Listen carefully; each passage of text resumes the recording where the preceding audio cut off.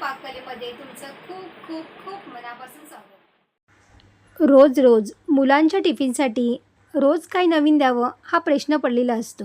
तर आज आपण मुगापासून मस्त एकदम पौष्टिक झटपट तयार होणारे हे अप्पे तयार करणार आहोत। नाश्त्यासाठी किंवा मुलांच्या टिफिनसाठी संध्याकाळच्या चहासोबत खाण्यासाठी सुद्धा अप्रतिम लागतात। चला मग जास्तीचा वेळ न दवडता आपण लगेच रेसिपीला सुरुवात करूया। मिक्सरच्या भांड्यामध्ये इथे मी 1 वाटी मोड आलेले मूग घेतलेले आहेत। जर मोड आलेले मूग तुमच्याकडे नसतील तर मी साधे मूगसुद्धा इथे भिजवून वापरू शकता। आता त्यामध्ये आपल्याला मिरची घालायची आहे, आवडीनुसार मिरची याच्यामध्ये घालायची। इथे मी 2 मिरच्या घातलेल्या आहेत। त्यानंतर 1 इंच आलं घालायचं आहे आणि त्याचबरोबर आपल्याला इथे अर्धी वाटी रवा घालायचा आहे। हे सगळं मिश्रण आपल्याला मिक्सरमधून फिरवून याची पेस्ट तयार करून घ्यायची आहे। पाणी घालायची गरज लागणार नाही। जर तुम्हाला वाटलं खूप जास्त मिश्रण कोरडं झालं असेल तर तुम्ही इथे 2 चमचे पाणी वापरू शकता, पण बिना पाण्याचंच आपण इथे वाटण करून घेतलेलं आहे। बघा ही छान पेस्ट इथे तयार झालेली आहे। थोडीशी जाडसर राहिली ना तरी देखील हरकत नाही।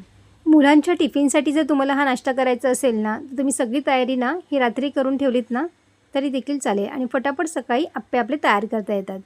त्यासाठी सगळं आपलं मिक्सरचं जे आहे काम ते आपल्याला रात्रीच करून ठेवायचं आहे। तर सगळं हे मिश्रण आपल्याला 10 मिनिटासाठी साईडला ठेवून द्यायचं आहे। 10 मिनिटानंतर याला एकदा व्यवस्थित मिक्स करून घ्यायचं आहे आणि त्यामध्ये आता आपल्याला काही भाज्या कट करून घालायच्या आहे। तर इथे मी कांदा बारीक कट करून घेतलेला आहे, त्याचबरोबर गाजर घालायचं आहे। गाजर आपल्याला एकदम बारीक बारीक तुकडे करून घ्यायचे आहे किंवा तुम्ही किसून घेतलात ना तरी देखील चालेल। त्याचबरोबर शिमला मिरची घेतलेली आहे। आता यामुळे तुम्ही आवडीच्या कोणत्याही भाज्या घालू शकता। 2 ते 3 चमचे इथे मी दही घातलेलं आहे। त्याचबरोबर आपल्याला काही मसालेसुद्धा घालायचे आहेत। तर मसाल्यामध्ये इथे मी सुरुवातीला आपल्याला 1 चमचा तीळ घालायचा आहे आणि त्यानंतर इथे मी बडीशेपसुद्धा घातलेली आहे।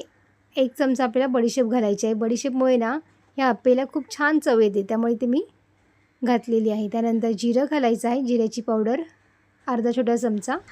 चवीनुसार यामध्ये मीठ घालायचं आहे आणि व्यवस्थित याला सगळं मिक्स करून घ्यायचं आहे।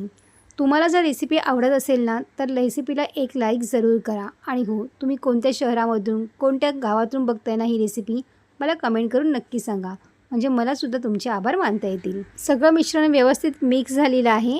आता याच्यामध्ये आपल्याला कोथिंबीर बारीक कट करून घालायची आहे, पुन्हा छान मिक्स करून घ्यायचं आहे, म्हणजे मिश्रण अप्प्याचं आपल्या इथे तयार झालेलं आहे।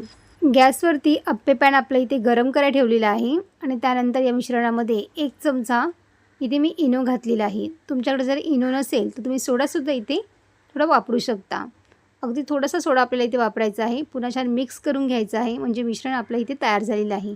अप्पे पॅनसुद्धा इथे गरम झालेलं आहे। थोडंसं तेल घालून घ्यायचं आहे आपल्याला, तुम्ही इथे तूपसुद्धा वापरू शकता। आता तेल छान गरम झाल्यानंतर आपल्याला अशा पद्धतीने 1-1 चमचा हे मिश्रण यामध्ये घालून घ्यायचं आहे। बघा पूर्ण वरपर्यंत भरायचं नाही आहे, कारण की हे अप्पे ना थोडेसे फुलतात, छान एकदम जाळीदार होतात, त्यामुळे आपल्याला एकदम फुल भरून घ्यायचं नाही आहे। 1 चमचाभर मिश्रण पुरेसं होतं। आता बघा अशा पद्धतीने आपण सगळे अप्पे पॅनमध्ये इथे भरून घेतलेले आहेत आणि आता मीडियम गॅसवरती आपल्याला झाकण ठेवून छान दोन्ही साईडून खरपूस होईपर्यंत आपण याला फ्राय करून घेणार आहोत। तर तुम्ही इथे बघू शकताय, बघा एक बाजू आपली झालेली आहे। आता दुसरी बाजूसुद्धा आपल्याला छान करून घ्यायचे। बघा मस्त एकदम खरपूस रंगावरती आपण जर हे करून घेतलेत तर छान क्रिस्पी बनतात आणि खायलासुद्धा खूप जास्त टेस्टी लागतात। तर दोन्ही साईडून आपण इथे करून घेणार आहोत।